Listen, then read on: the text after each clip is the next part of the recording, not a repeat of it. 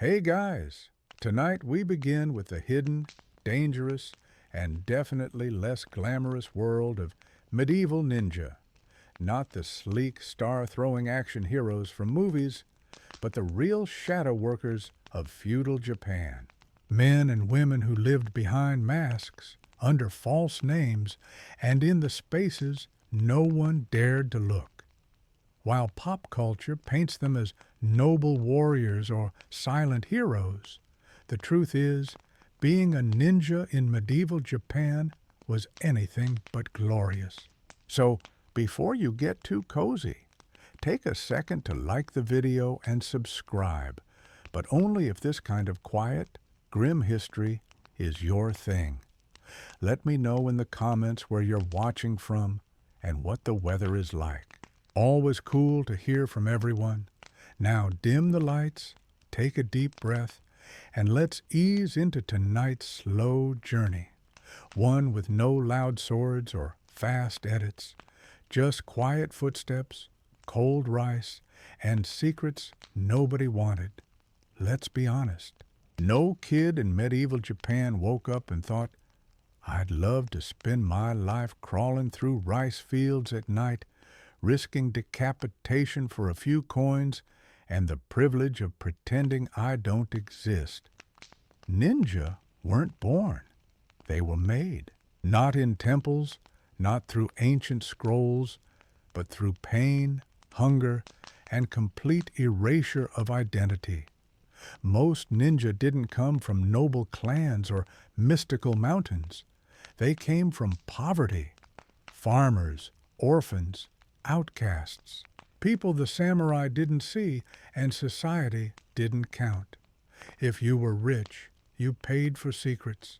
If you were poor, you became the one who had to carry them. You didn't choose this life. You got chosen by circumstances so unfair they didn't even feel personal.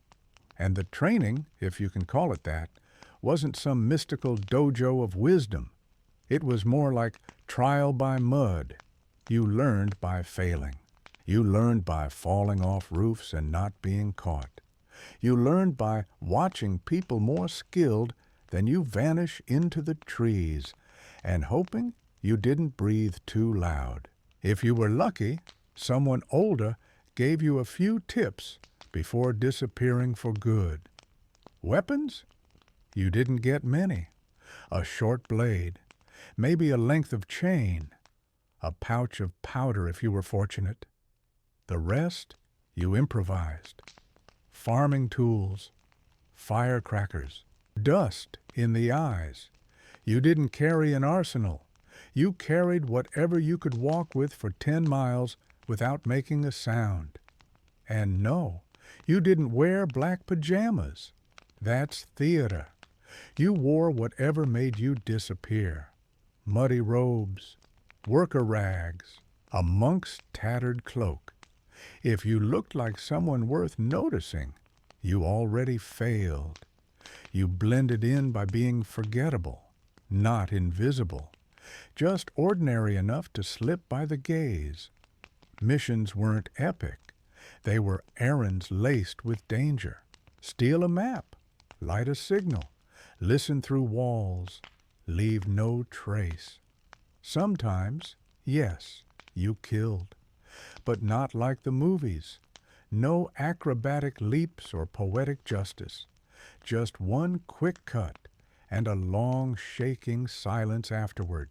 Sometimes you didn't even know the name of the target, just that they weren't supposed to be alive tomorrow. And payment? It was as reliable as mist. Half now, maybe. Half later? Maybe not. Your clients were warlords, generals, and merchant clans playing at politics like a game of chess on fire. You were a pawn they didn't want to remember, and if the job went bad, they definitely didn't want others remembering you either. So you worked alone, always. No squads, no partners, no backup waiting on the roof. The more people who knew your name, the shorter your life became. Friends asked questions. Family got targeted. You had to live like you were already a ghost. No attachments, no memories, just steps and silence. And even if you survived, even if you completed the job, there was no celebration, no tales told, no hidden shrine where your deeds were honored. You slipped away, cleaned your blade, and disappeared into the fog. And maybe, if you were lucky, you made it home to the shack that didn't have a name on the door. But don't get the wrong idea. You weren't some emotionless machine. You felt everything. You just had to bury it under layers of calm. Fear became instinct. Regret became routine. You counted days by footsteps and nights by the sounds of insects. And sleep, if it came, was always light, always shallow. Because in this life, the only constant wasn't danger, it was silence. Let's talk about what being a ninja actually meant. Not the myths, not the glamour, just the day-to-day. You weren't a hero.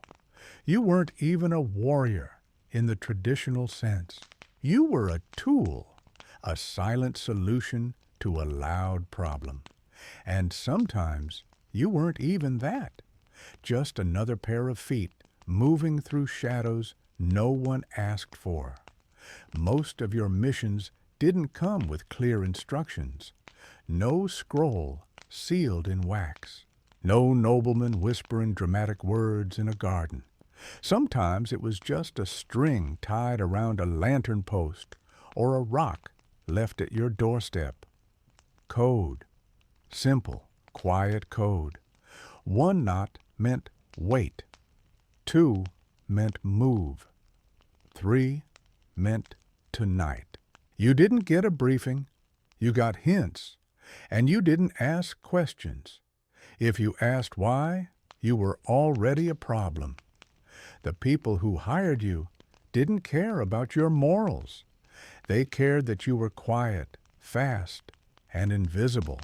You weren't supposed to wonder if the man you were spying on deserved it. You just went, you watched, you listened, and sometimes you erased. But information, that was the real game. Killing was flashy, loud, risky. But getting secrets, that was the gold. A whispered plan, a troop movement, a stolen name. That was power. You learned how to listen through screens, how to read lips by candlelight, how to follow someone for hours without ever getting closer than a dog's breath. You didn't breathe heavy. You didn't step wrong. You didn't leave footprints unless you meant to. And sometimes that was all they needed.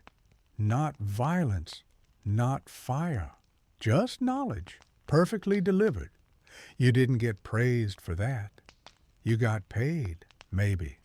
A pouch of copper, some rice. If the job was big, maybe silk. But most of the time, it was just enough to eat, enough to move, and never enough to stop. You kept going, because stopping meant explaining, and ninja didn't explain. They vanished. If you got caught, there was no rescue, no banner-waving allies, just a very short interrogation and a very public end. You were the problem, and problems got displayed, heads on walls, limbs in the dirt, messages written in blood and straw. So you planned. Every mission had 2 halves, the job and the escape. And escape was the hard part. You could get in anywhere, but getting out without the whole village screaming? That was the craft. Disguises helped. Sometimes you dressed as a monk. Other times, a beggar. Anything that made people look past you. And if that didn't work, you ran. You ran like nothing else mattered. You ran knowing the trees better than the guards. You ran with sandals that didn't squeak. You ran with routes already mapped in your mind like prayers. The river, the hollow tree, the field with the scarecrow missing a hat. Landmarks only you knew. Escape wasn't chance. It was religion. And still, every step felt like the last one. Because even when you were sure, even when you thought you got away, you weren't safe. People talked. Rumors traveled. Maybe someone saw a glimpse. Maybe a child noticed your limp. Maybe a farmer remembered the way your eyes never blinked when he asked your name. So you kept moving. Never stayed long. Never let your face be known. Never wore the same colors twice. Even your name changed. You were Shinji 1 month. Then Hayato. Then no one. And when someone asked who you were, you smiled politely and lied. Because being a ninja wasn't just about hiding in the dark. It was about erasing the light behind you. Let's talk about the gear. Because while legends speak of magical weapons, smoke bombs, and stars that always hit their mark, the real tools of a ninja were far more humble. No enchanted steel, no whispering blades blessed by spirits. Just simple things made deadly by how and when you use them. Start with the knife, not a sword, a short blade, often no longer than your hand. It wasn't elegant, it wasn't pretty. It was functional, thin, light, easy to draw, easier to hide. You didn't duel with it. You didn't pose. You stabbed, cut, or left it buried in the ground to mark a path only you could follow. Then came the rope.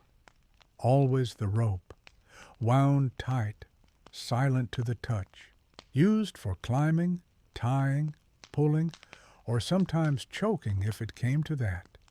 Knots mattered. A good knot held your weight. A bad one killed you. So you practiced until tying rope in the dark became second nature. Until your hands moved faster than your eyes. You carried powder too. Crushed seeds, pepper, ash. Not for magic, for escape. Toss it behind you and blind your pursuers, or make them sneeze long enough for you to vanish around a corner. Simple, effective, annoying, just like you needed it to be. Sometimes you had caltrops, little spikes you could scatter behind you, useless in a field, lethal on a stone path. Horses hated them. So did bare feet, especially when chasing you through a narrow alley. And that was the point. Slow them down, never fight, just disappear. And yes, there were stars, small, metal, sharpened on all sides, not to kill, to distract, to wound, to make someone hesitate. If it bought you 2 seconds, it was worth its weight in rice. But they weren't infinite. You couldn't throw 10 and hope. You threw 1, maybe 2. Then you ran. You also had fire, not wild, raging fire. Controlled fire. A spark here, a wick there. A trail of oil leading to something flammable. Fires made noise. Fires caused panic. And panic was your favorite ally. No one guards a gate when the stable is burning. And clothes, not black, not red, not anything that screamed danger. You wore what the farmers wore, what the monks wore, what a servant might wear on a rainy morning. Your uniform was forgettable, your face more so. If someone remembered you, you failed. If someone described you, you were already dead. You never wore armor. Armor clanked. Armor slowed you down. You weren't built for battle. You were built for slipping through a crack in the door while everyone else argued. If someone pulled a sword, your best defense was to not be there when it swung. And if, for some reason, you had to fight, you didn't fight fair. You aimed low. You used dirt, elbows, knees, whatever worked. You didn't try to win. You tried to survive. Honor was a luxury. And in your world, luxury was lethal. Everything you carried had to be quiet. Nothing shiny, nothing heavy. No banners, no symbols, no proof. If someone searched you, they should find a tired traveler, a piece of fruit, maybe a prayer charm. Not a threat, not a killer, not you. Because being a ninja wasn't about what you carried. It was about how well you blended in with people who never saw you coming, and how fast you became a shadow once the job was done. Let's talk about the missions, not the grand ones people like to imagine, where you leap from rooftops under moonlight. No, most of them were smaller, stranger, the kind that didn't make sense until weeks later, if ever. Because ninja weren't hired to be dramatic. They were hired to solve problems, quietly, permanently. Sometimes it was a letter, a sealed message in the wrong hands. You were sent to take it back, not to kill the messenger, just to make sure the message vanished. Maybe that meant pickpocketing a scroll during a festival. Maybe that meant burning down a shed and hoping the fire took the letter with it. Whatever worked. Other times it was observation. Watch this man. Count how many guards he has, what time he leaves, how often he coughs. You memorized routines. You learned his habits. You didn't write anything down. You just remembered, because memory was safer than paper, and forgetting on command was part of the job. Then there were messages, not the kind you read, the kind you delivered with action. A broken window, a horse missing its saddle, a door left open just wide enough to say, "We could have, but we didn't." Those were the warnings, the quiet ones, the ones that made people change plans without ever knowing who or why. And yes, sometimes it was death. Not often, not loudly. No sword fights in the market, no speeches. Just a simple moment, a breath missed, a step misjudged. A blade slipped between ribs before the name even finished forming in your head. If you were lucky, the target never saw your face. If you were unlucky, they saw too much, and now you had to disappear twice. Assassination wasn't personal. It was professional. You didn't hate the person. You didn't even think about them. You just did the job and left the questions for the monks and poets. Your job was to make sure someone didn't wake up tomorrow. Everything else was noise. But even the easy jobs had weight. You never relaxed. You never celebrated.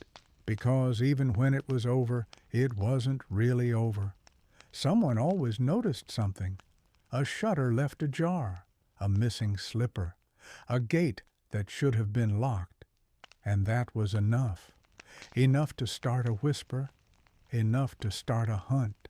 So you learned to cover your tracks, not with sand or water, but with behavior. You bought rice from a different vendor. You bowed to people more often. You made sure your sandals looked worn, but not too worn, because people notice details, and details get remembered. Sometimes you worked for daimyo, sometimes for merchants, sometimes for people who never gave a name. Payment came late, sometimes never. But asking for more was dangerous. Greed got you noticed, got you followed. And being followed got you dead. So you didn't ask. You nodded. You left. You buried the coin under a stone and moved on. The only thanks you ever hoped for was silence. Because if no one came looking, that meant you did your job right. And if someone did come looking, well, you had 3 exits already planned. One of them through the kitchen roof, one through the graveyard, and one that required you to swim. Because in the end, missions weren't about completing a task. They were about surviving the fact that you were ever given one at all. Let's talk about fear, not the kind that jumps at you from behind a screen or makes you gasp during a thunderstorm. The quiet kind, the slow kind, the kind that follows you from village to village and never says a word. Being a ninja meant living with that fear like an old friend, always close, never comforting. You feared the job, even when it was simple, especially when it was simple. Because simple meant rushed, rushed meant mistakes, and mistakes meant discovery. So every mission started with a slow breath, a pause, a moment of silence for what might go wrong. You feared the people you worked for, not because they were powerful, but because they were unpredictable. They smiled when they needed you and forgot you when they didn't. If they thought you knew too much, they stopped thinking, and you stopped breathing. That was the risk. Every handshake might end with a nod to someone behind you. You feared the towns, the little ones especially, because small towns notice strangers, and you were always a stranger. No matter how good your disguise, someone always noticed the way you walked, the way you didn't look people in the eye, or the way you paid with the wrong kind of coin. You feared being remembered, and you feared being forgotten in the wrong place. You feared silence too, not the peaceful kind, the heavy kind, the kind that comes before a shout, before a door bursts open, before someone says your name out loud, and it's not the one you gave them. That kind of silence made your skin tighten. It made your hand drift toward the blade you hoped you wouldn't need, and yet you learned to live with it, to carry fear like another tool, to let it keep you awake, keep you sharp, keep you moving. You never trusted comfort. You never trusted laughter. You especially never trusted anyone who said they understood you, because no one did, not really. You also feared your own face. Mirrors weren't common, but reflection still found you, in ponds, in polished metal, in the quiet stare of someone who looked at you too long. Sometimes you saw the person you used to be. More often, you didn't. You saw someone else, someone tired, someone hollow. You feared sleep. It was necessary, but dangerous. You never let yourself fall too deep. One eye always half open, one hand always near your belt. Dreams came in flashes, never full stories, just pieces. A scream, a gate slamming, a flash of steel, a name you forgot on purpose. Waking up meant checking everything, the door, the floor, the window, the knife, and still you did the work, because there was nothing else, no trade to return to, no field to till, no temple that would take you. Fear was your only constant, your only companion. You learned to nod at it, to let it sit beside you, to accept that it would be with you until your last breath. But the worst fear, the one you never said out loud. It was that maybe none of it mattered, that no one would ever know what you did, that you wouldn't be remembered, that you were just a shadow walking behind people who never saw you, toward a future that didn't exist. And you feared that even if you lived 100 missions, your end would be the same. A quiet alley, a closed mouth, a blade, and then nothing.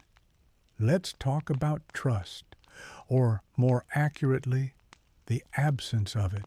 Because in the world of ninja, trust was not a currency. It was a threat. The moment you trusted someone, you gave them power. And power in your world was never a gift. It was a warning waiting to happen. You didn't trust your client, even when they smiled, especially when they smiled. A good client gave you instructions, payment, and distance. A bad one gave you compliments, details, and questions. The more they talked, the less safe you were. Silence was safer. Ambiguity was armor. You didn't trust your contact, the man with the scroll, the woman with the basket of herbs, the messenger who never made eye contact. Maybe they were honest. Maybe they weren't. Maybe they worked for someone else. Maybe they had no idea what they were part of. It didn't matter. You never met them twice, and you never shared more than 3 words. You didn't trust fellow ninja, if you even met them. Most of the time, you didn't. But sometimes you did. In the shadows of a shrine, on a bridge at dusk, a glance, a nod, no names, no alliances. You never knew if they were on your side or sent to make sure you disappeared quietly. You watched them with the same caution you reserved for enemies, because one mistake, and you were theirs. You didn't trust the villagers, even when they were kind, when they offered food, when they asked questions, especially then. A warm smile could mean a hidden knife. A generous meal could mean they wanted you to stay still long enough to be reported. So you ate little, spoke less, slept lightly, and moved on before dawn. You didn't trust your memories either, not entirely. Time twisted things, names blurred, faces faded. You remembered things you wanted to forget, and forgot things you needed to remember. You wrote nothing down. You kept maps in your head and secrets in your breath. But sometimes it all tangled, and in the silence you wondered if maybe, just maybe, you'd already made a mistake and didn't know it yet.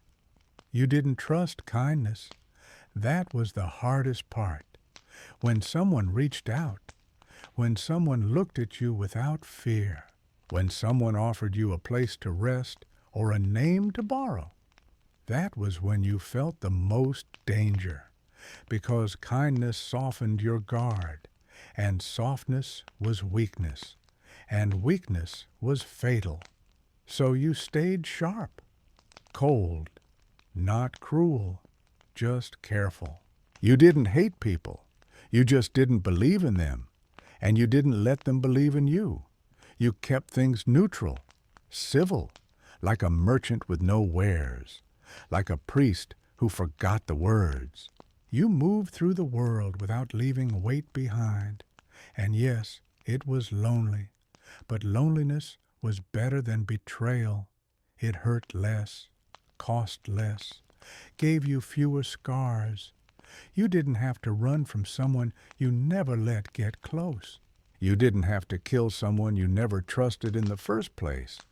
Some ninja wrote poems, alone, under a tree. Haiku carved into bark or scratched into stones no one would ever find. It wasn't for anyone.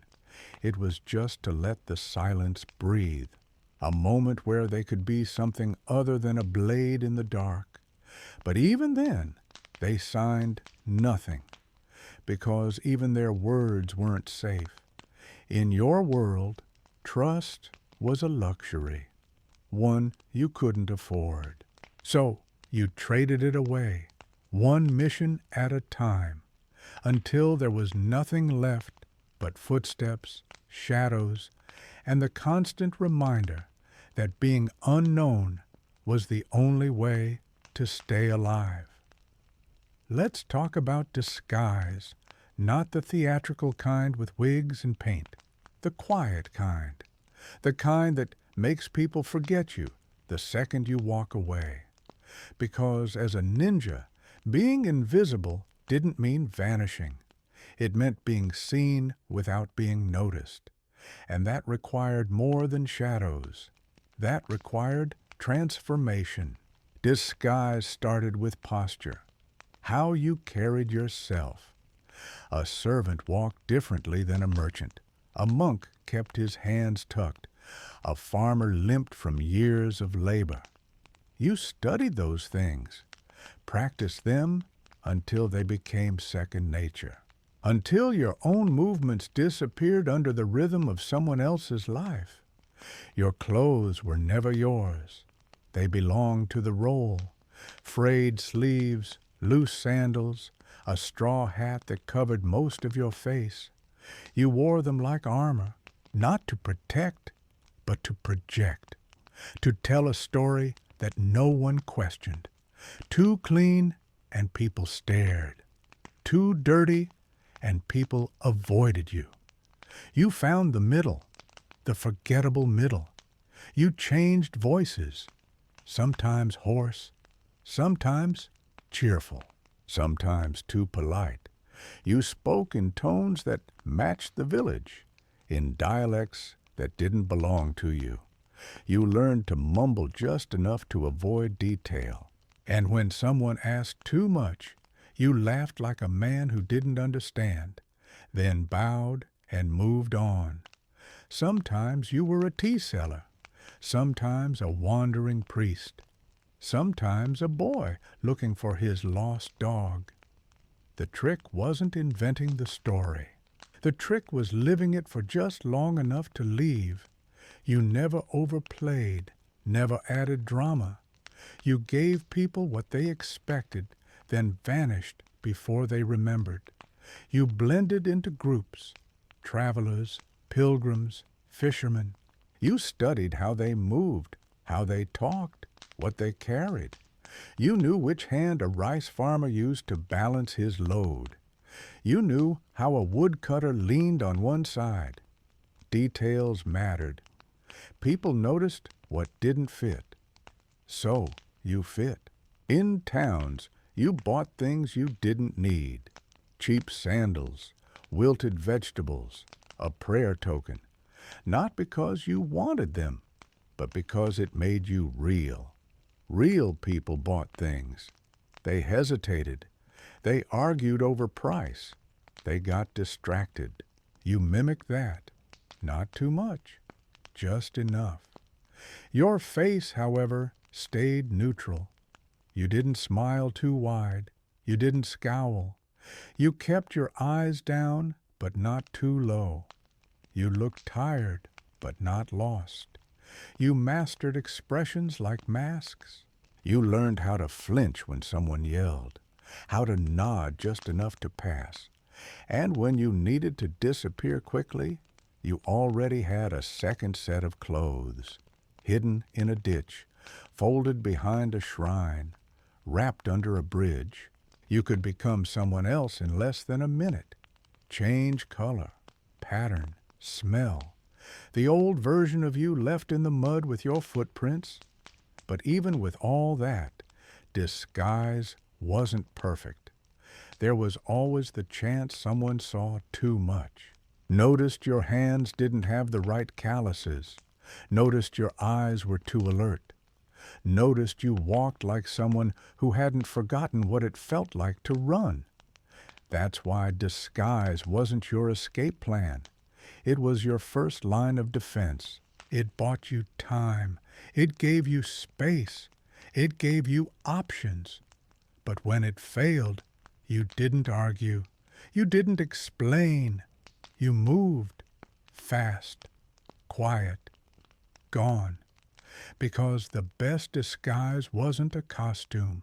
It was becoming the kind of person no one remembered 5 minutes later. Let's talk about escape. Because no matter how well you planned, how carefully you moved, how silent your steps were, you always needed a way out. Not just a route, but a strategy. Because escaping wasn't about running fast.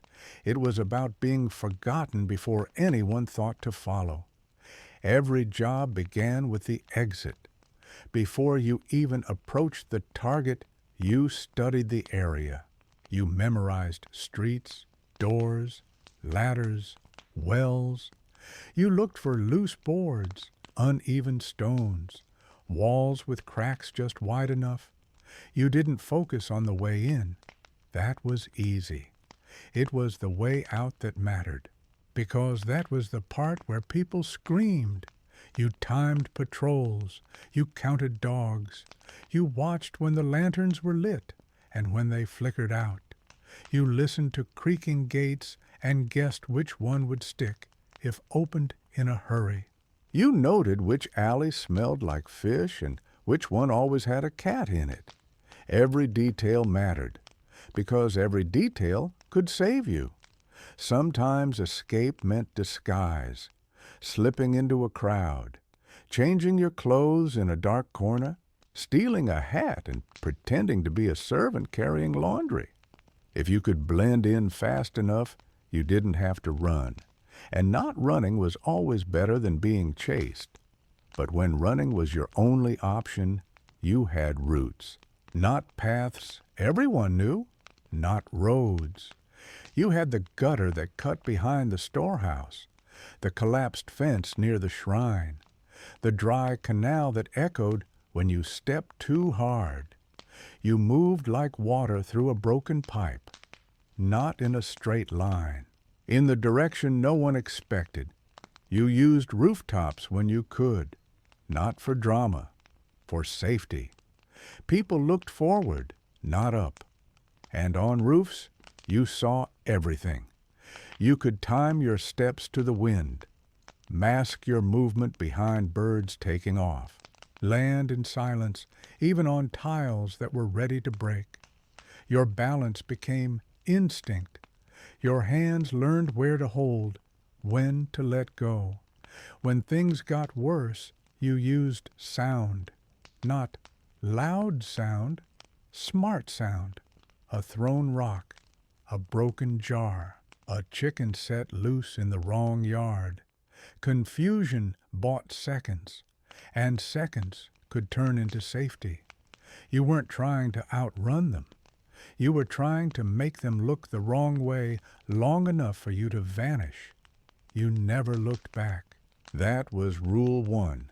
If you looked back, you slowed down. If you slowed down, you risked hesitation. And hesitation was what got people caught. You trusted your plan. You trusted your feet. And you kept moving until the air smelled different and the night didn't feel like it was chasing you anymore. Sometimes escape meant hiding, not for minutes, for hours, inside a barrel, under a bridge, inside a cart filled with straw that reeked of mold. You didn't move. You didn't breathe too loud.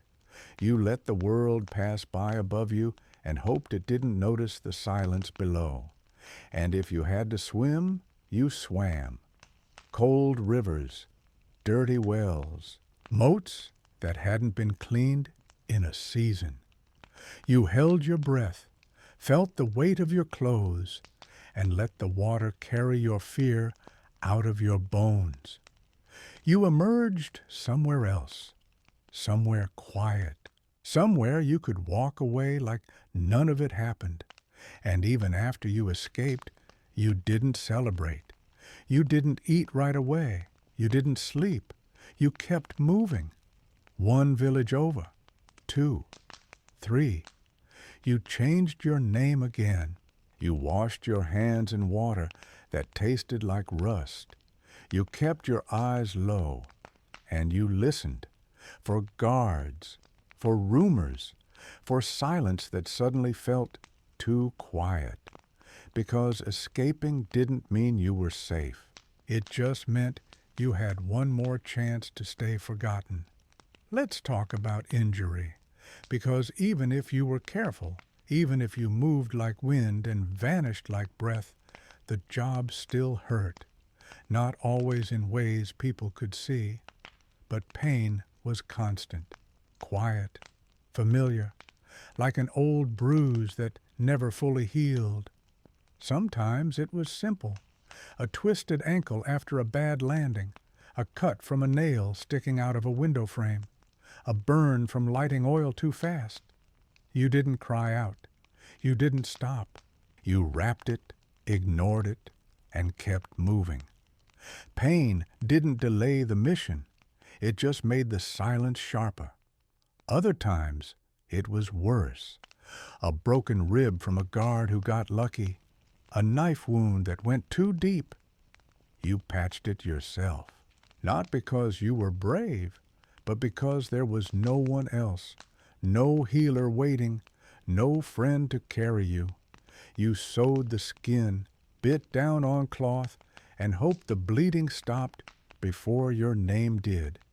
You learned herbs, not because you wanted to, because you had to.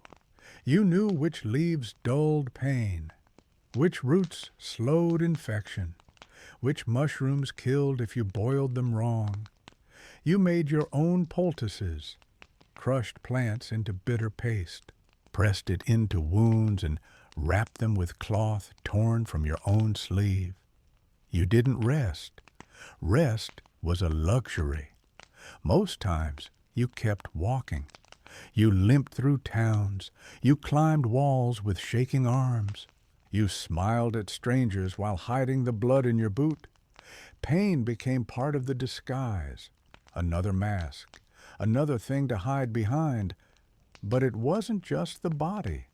It was the mind, too. The nights you couldn't sleep because the silence screamed louder than footsteps ever did. The guilt that came after a mission where someone saw you just before the end. The way faces stayed in your thoughts long after their names had disappeared. You didn't talk about that. You couldn't. You didn't even have the words. There were no medals for surviving, no thanks for limping away. You didn't get days off to heal. You didn't get softer jobs. You got another scroll, another signal, another night with too much weight in your bones and not enough warmth in your hands.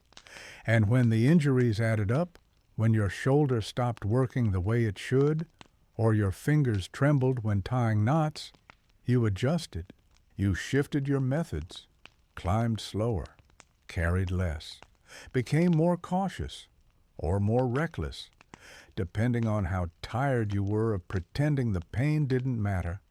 You learned how to move despite the damage. You learned which muscles could take the strain and which ones couldn't. You avoided tasks that relied on what you'd already lost. If your hand shook, you didn't throw blades. You used smoke instead. If your leg dragged, you stayed low. You found ways around your own failure. And if you couldn't, you didn't tell anyone. You disappeared, vanished from the network. No farewell, no explanation, just silence. The kind that spoke clearly to those who knew. Another name gone. Another shadow that wouldn't return. Pain wasn't dramatic. It wasn't heroic. It was dull, repetitive, heavy. You carried it like everything else, tied to your back, hidden under layers of quiet, and you kept walking, because stopping meant explaining, and ninja didn't explain. They endured. Let's talk about silence. Not just the kind you walk through, but the kind you become. Because for a ninja, silence wasn't a lack of sound. It was a way of living, a language, a shield, a weapon sharper than any blade you could carry. You trained in silence, not in crowded halls or noisy courtyards, but in forests, fields, rooftops, where the wind spoke more than your teacher. You learned how to step without breaking twigs, how to breathe without fogging a window, how to land without shaking a pebble. Silence was the measure of your progress, and progress was survival. You communicated through silence, a glance, a nod, a gesture so small no one else would see it. When you worked in pairs, rarely, but sometimes, you moved without words. Each motion was a sentence. Each pause was punctuation. You didn't speak unless you had to, and if you had to, you kept it short. Silence kept you hidden, but it also kept you safe. Words could be traced, voices remembered. Even your tone could betray you, so you avoided speaking whenever possible. In inns, you answered with coins. In temples, with bows. In markets, with gestures. And in the night, you said nothing at all. There was power in silence. People feared what they couldn't hear. A samurai announced himself. A ninja didn't. That alone made people nervous, made them guess, made them hesitate. And hesitation was all you needed. But silence had weight. It followed you. It crept into your sleep, into your dreams, into the spaces where conversation should have lived. You forgot what laughter sounded like when it wasn't forced. You forgot how it felt to speak freely. Words became dangerous and eventually unnecessary. There were times when silence became too much, when the quiet was so deep it echoed, when you wanted to speak just to prove you still could. But you didn't. You swallowed it, let it settle in your chest like old dust, because breaking silence meant making noise, and making noise meant someone heard, and someone hearing meant someone looking. You heard everything. That was the other side. A dropped cup 3 houses away, the way boots slid on wet wood, the creak of a door that wasn't locked yesterday. You trained your ears like others trained swords. You listened for lies, for truths, for footsteps that didn't belong. Your world was a concert of clues, and silence was where the real stories lived. You respected silence, not out of fear, out of understanding. It was the only thing that never lied to you, never betrayed you, never disappeared.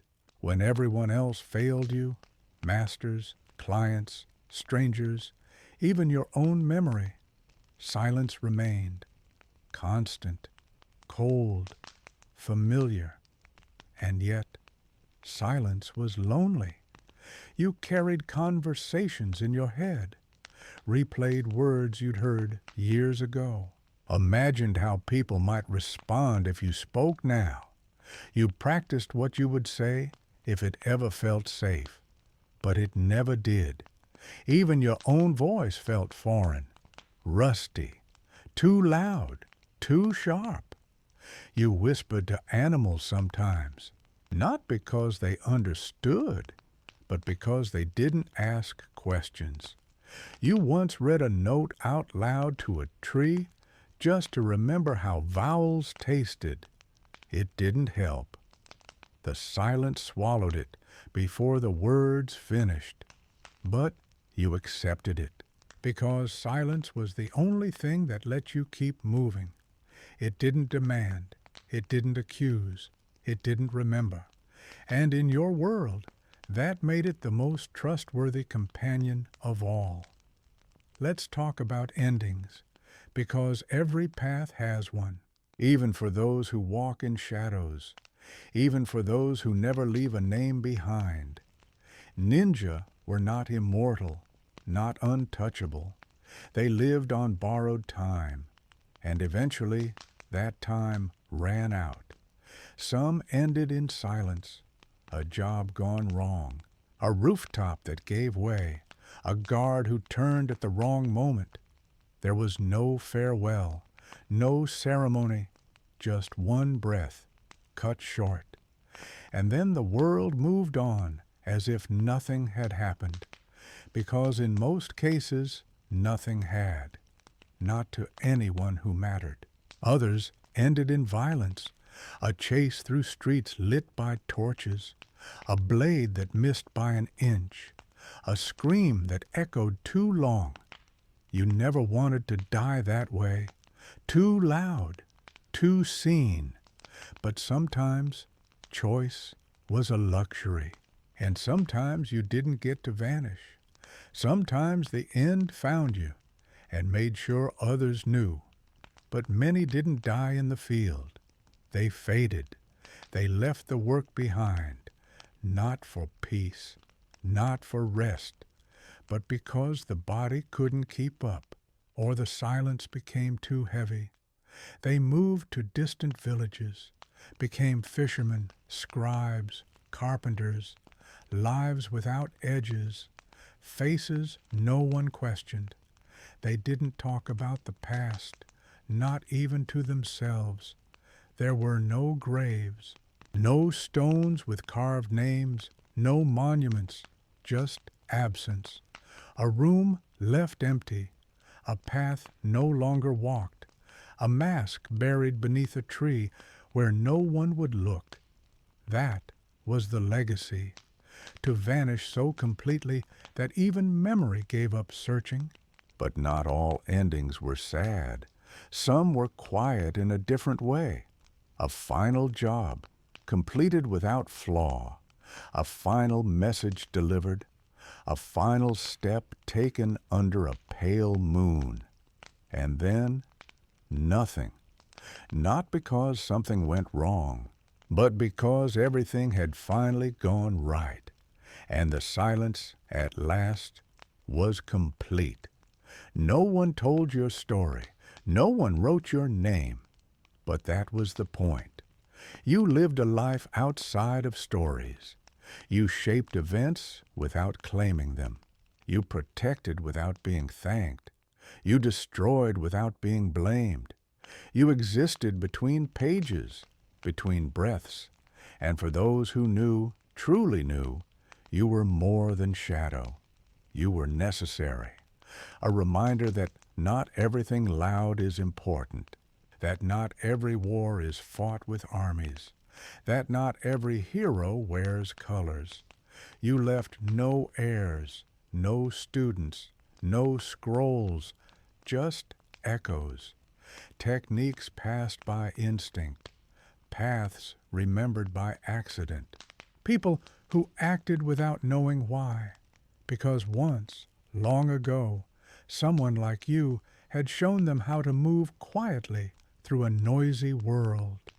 And maybe, just maybe, someone found the old blade, the faded garment, the worn sandals wrapped in cloth, and they wondered who it belonged to, and they never got an answer, only a feeling that someone had walked before them, someone who understood the value of stillness, of patience, of becoming small to change something big. That was your ending. Not a story, not a warning, just a space, an opening, a silence left behind where a name could have been. And in that silence, your life remained.